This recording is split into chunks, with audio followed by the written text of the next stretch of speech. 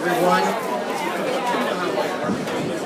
I can have your attention here for just a moment. I want to welcome everybody to the Brownfield Case IH Coffee Stop Tour here in Crawford County, Bucyrus. Thanks to the good folks at Burkhardt Farm Center for being our host. I'm Dave Russell. I'm a farm broadcaster here in Ohio for the Brownfield Ag Network. If you're not familiar with us, we have a network of radio stations from Ohio, Indiana, Illinois, Iowa, Nebraska, South Dakota, Missouri, and Wisconsin. I think those are the 8 states. We provide daily radio programs to about 350 radio stations in the Midwest. Agriculture is our emphasis. I've been doing this for a while, as you can maybe tell. I started my farm broadcasting career in 1978 at WRFD radio in Columbus.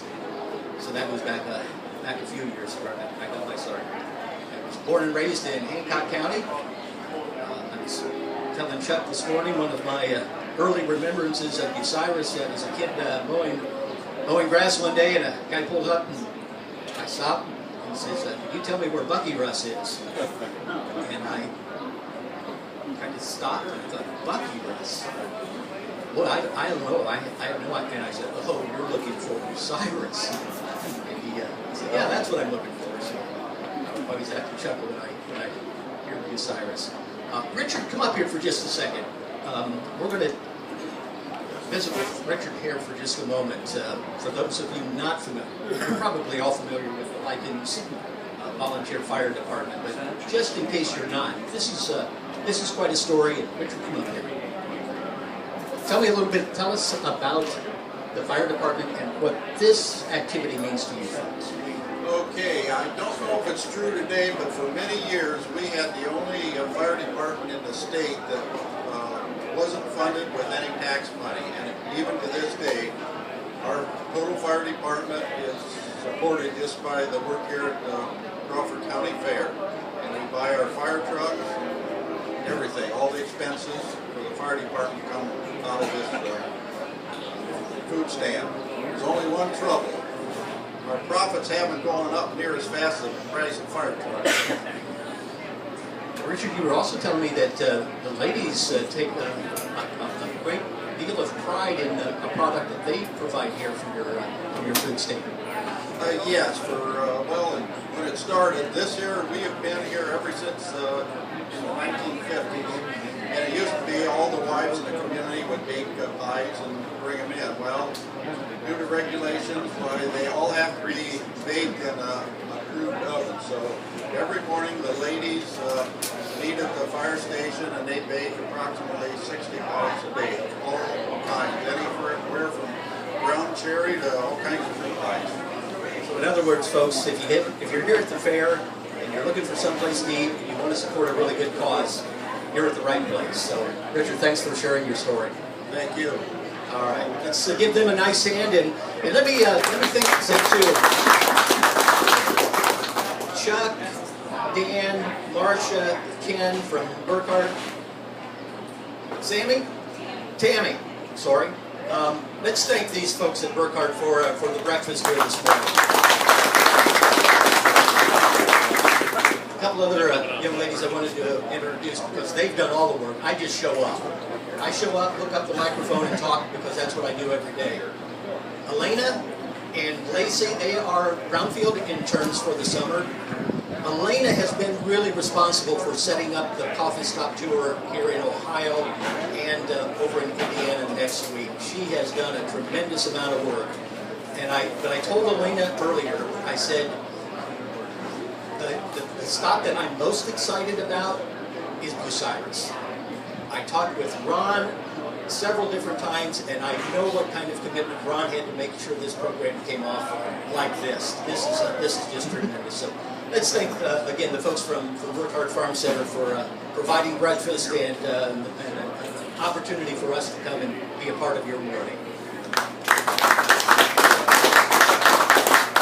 They're all a little bashful. They didn't want to make any comments here this morning, but I'll say it for them. They appreciate your business, and anytime that they can do something for you, you know where they're at, right? Good.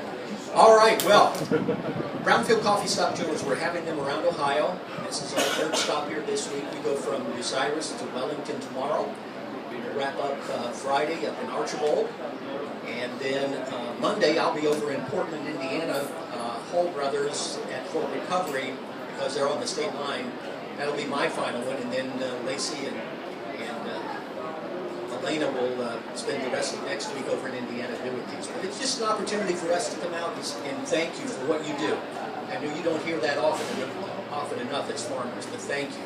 Thank you for the work that you put in, and I know up here you've had a tough go of it here with a little excess moisture in the past month and a half. So hopefully it'll get straightened out.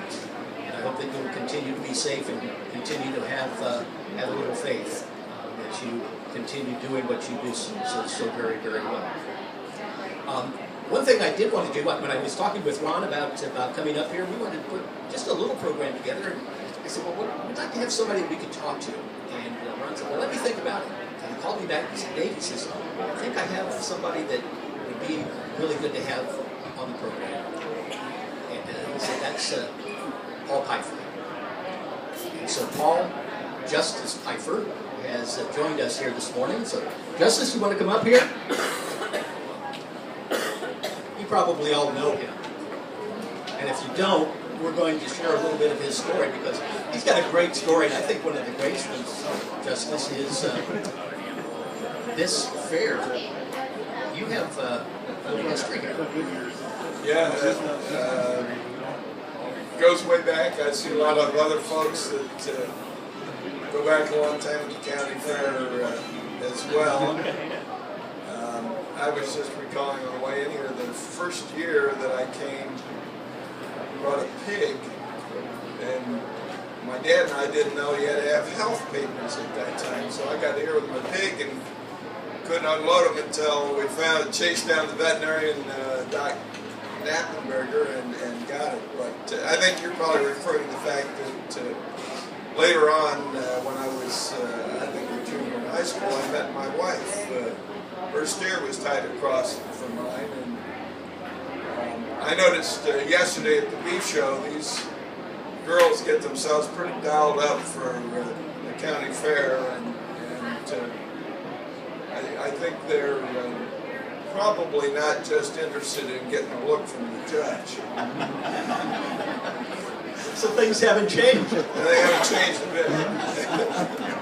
I think that is such a great story. So for you young single guys, might be thinking about a steer next year and going down and seeing where you want to stall next year. But what a great story, Paul. You have served in numerous capacities as a public servant. You served in the Ohio House. You served in the Ohio Senate. Now as Justice in the Ohio Supreme Court. What motivated you to take this path? Again. The interesting thing, in terms of starting out, 4-H club conference, when I was probably, I suppose, senior in high school, and that's members of 4-H get selected to go to Columbus and put on a mock legislative session. And I participated in that, and the Ohio House is generous with their facilities and let the young kids come in and pretend to pass a bill and all that. And I got to do that, and I got to sit in the Lincoln chair that the Speaker of the House sits in, and they call it the Lincoln chair because supposedly Abraham Lincoln sat in it when he came through Columbus on his way to the White House. And I remember at the time thinking, I'd like to do this someday. So clear back to 4-H in high school sort of set the mindset for me that I thought serving in the legislature might be interesting to do. And then as luck would have it, I was living here when they threw two counties together, sort of the one man, one vote in Crawford and Seneca County were combined. And the incumbent legislator decided that he had served long enough, so I ran, and I won the primary by a grand ran some with 101 votes. But it started out with a real landslide. Serving in both houses, if you had to do it again, would you change anything? No, they were both interesting. Steve Reinhardt is here. He's served in the Ohio House. They have a standing joke between the two houses that are sort of competitive. And the House members say when a member of the House gets elected to the Senate, the IQ of both institutions goes up. So they were both interesting. The House is 99 members, a little more social, and because there are more members, there are more friendships. And it seemed to me when I first got to the Senate, I didn't like it because it seemed that everybody was pretty isolated, sort of individual. But I got used to it and enjoyed it tremendously. It was a great privilege.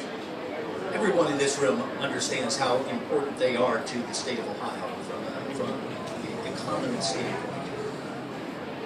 Do members of the House and Senate recognize the important role that agriculture plays? I think so. And if anybody doubts the importance of agriculture, this huge investor bank-led crash that we just endured, the only thing that came through that without going into the tank was agriculture. And it occurred to me as that was all unfolding and there were questions of are we going into a depression? If agriculture had not been able to run at an even keel, I think the country would have suffered an enormous economic depression. But agriculture, prices stayed good, production stayed good, world market stayed good right through that. And so the backbone of the country stayed on an even keel while Main Street America was really in the tank because of the collapse of the banking industry. So if the legislators there today don't understand the importance of agriculture, they just haven't been paying attention. But I think they do. Because of your experience on both sides, the House and the Senate, what can folks here in Crawford County, these guys sitting at these tables, what can they do to ensure that their voice is being heard and understood? Well, they need to make sure that they get to know their legislators. Right now, Crawford County doesn't have a legislator. Their representative, their state representative lives in Wyandotte County, but I think he's very accessible. Their senator right now, I believe, lives clear down in Marysville. So I, for one, have never met him. And I would guess a lot of folks here have it. So it's important to stay engaged. I know from just reading the press that the various ag groups and the Department of Agriculture and the Department of Natural Resources and the Environmental Protection Agency are looking at legislation that would have impact on everybody that's involved in farming. I'm sure it's well intended. When I read the first stories about it, I'm going, oh my goodness, what are they doing? Apparently the groups, it has to do with runoff and algae and all of that, but it sounds like they're about to pass legislation that every farmer ought to be interested in because more regulation may be on the way, and I'm not sold on the idea at all. But we have a farm that's on the Sandusky River, so I'm very interested in what they're and expect it's going to change the way we have to operate. And I think it's probably, they're talking about regulating fertilizer applicators, and there are, obviously a lot going on with respect to how you handle manure. But more is coming, and it hasn't passed. I don't think it's been introduced yet. It hasn't in Senate. It hasn't. Senator Bob Peterson from Fayette County and Senator Cliff Height from Findlay have introduced the bill. I talked to Senator Peterson yesterday. He said it is a very basic bill, but they wanted to get something at least started and start at the low end and then see. Yeah, well, that's what the concern has to be, and that's what you have to pay attention to. Obviously, Bob Peterson is a farmer, and I assume is being very cautious about this. But what starts out and what, a one hump camel can turn into a 4 or 5 hump camel before it's done. So everybody in agriculture ought to be aware that this is moving and pay attention to it. I guess my concern is I have a hard time understanding how farmers are going to do anything very different in terms of the application of fertilizer other than what seems to be most profitable for them. And the issues of algae in Lake Erie, Grand Lake St. Mary's, I'd be surprised if any legislation changes that outcome very much.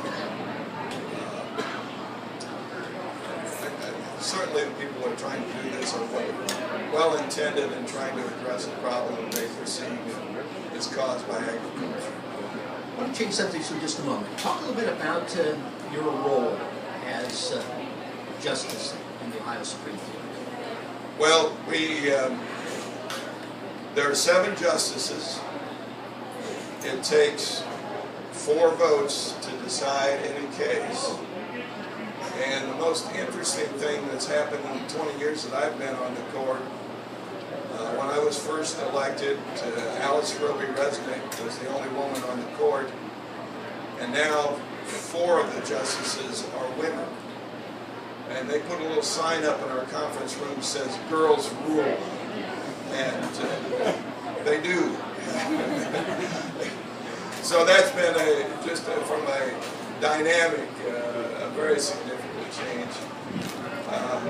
So that folks have an understanding of perspective, U.S. Supreme Court looks at about 4,000 to 6,000 cases that people ask them to consider, and they take less than 100 of them.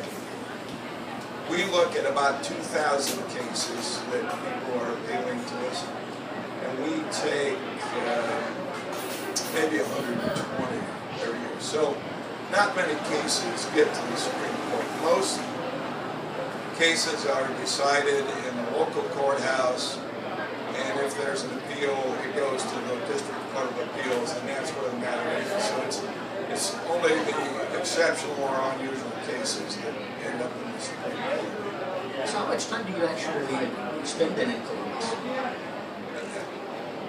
I would have never expected to be this way, because I'm not that, I don't think of myself as being that up on technology, but the world has changed for our court.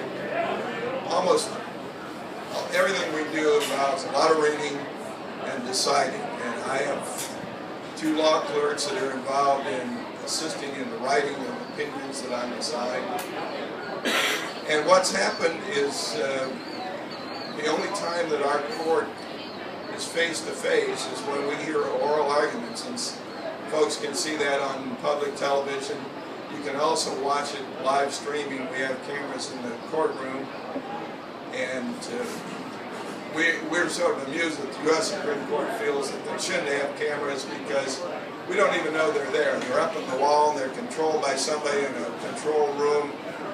If a still photographer still photographer comes in and starts snapping pictures. We're all straightening our ties and setting them straight, and forgetting that we're on TV all of the time because we just don't notice the cameras. But basically, my work comes in big banker boxes. 4 of those every 2 weeks, and it's my job to read all of that stuff and make up my mind how I want to vote on those things. But you can do that anywhere. So the fax machine, the cell phone, the computer is how we do our work, and we all essentially work from wherever we live. And you never get away from it.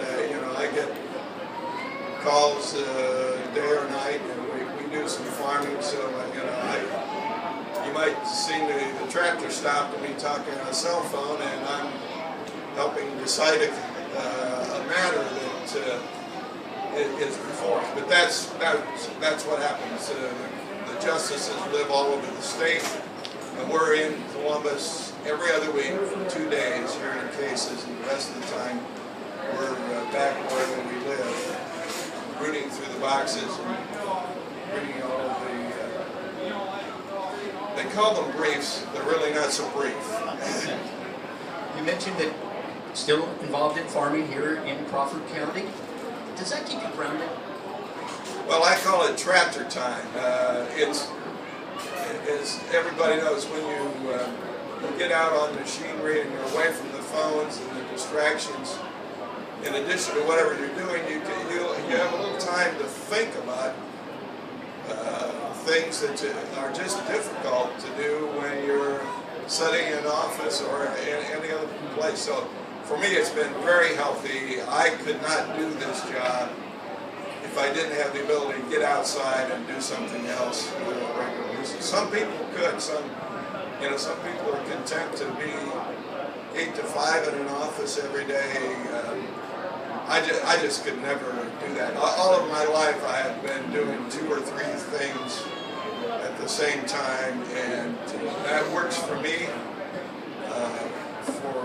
Maybe for somebody else, fishing or golf is it. I say the farm is my boat, my golf, and you can spend more money on that than a boat and golf, as all these farmers now. Yeah. Let me ask, do any of you have a question for Justice Pfeiffer? Anybody have a question? Don't be bashful. Justice, I can't tell you how much I appreciate you taking some time to be here. It's good to be here. I see the Burkhardt family. They lost Floyd this last year, and what an institution he was at this fair, and starting the tradition of great support at the sale.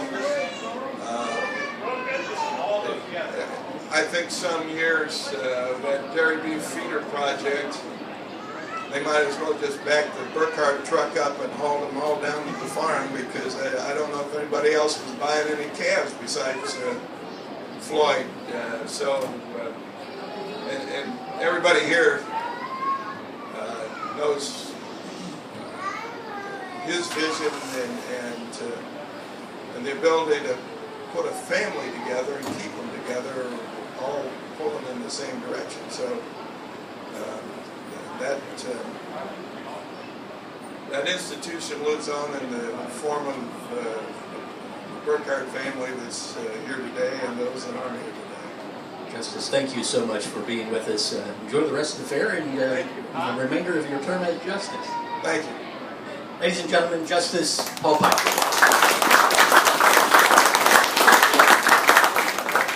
Wow, you guys are fortunate to have somebody like him that was able to represent you in the House and the Senate and now on the Ohio Supreme Court. And I hope that some of you younger guys might think about taking a path that Justice Pfeiffer has, because agriculture needs people like you in the House and in the Senate to make sure that agriculture's voice is being heard. If you haven't filled out a card, make sure you do that. Hand it to Lacey and Elena. They'll make sure you get a coffee mug. Chuck, do you have anything you want to say to the folks? Other than thanks for being here? Thanks for being here. Well, thank you all for joining us. Thanks again to Burkhardt Farm Center for hosting this event. This has been fantastic. Justice, thank you for being a part of it. Thank you all for coming and enjoying breakfast. And that was, the breakfast is thanks to Burkhardt's. We were the cheap ones. We were just going to give you coffee and donuts. Burkhardt stepped up as you probably thought they would. I've gotten to visit with them here this morning and have a great deal of appreciation. Don't forget to support the Lycans Volunteer Fire Department when they're here on the fairgrounds. They need all the support that they can get so that they can continue to provide fire protection in their township. Thank you all. Have a great rest of the summer. Have a safe harvest. Hope it gets better. It's better. And if I can just say one thing with I know you've been dealing with a lot of water. I'll share with you. I did an interview with a gentleman from Roswell, New Mexico, Saturday. He was here in the state. Did an interview with him. Since October 2010, they have had 7 inches of rain. 7 inches. They got 2 inches in the last 2 weeks, so actually 5 inches of rain since 2010.